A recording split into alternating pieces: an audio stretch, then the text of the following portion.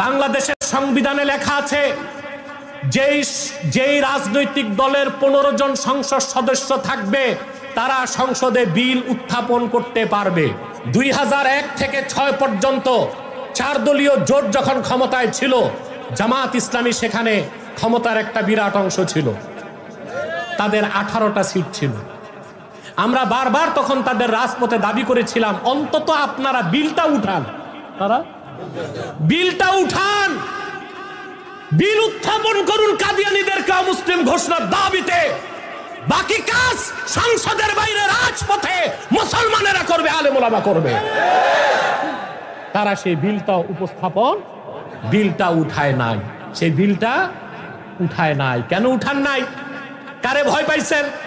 কি স্বার্থ দেখছেন? অতএব এখনো এক বাক্সে আপনাদের ভোট দেওয়া সংসদে পাঠাবো, আপনারা তো আমাদের সাথে কমিটমেন্ট করছেন না। যা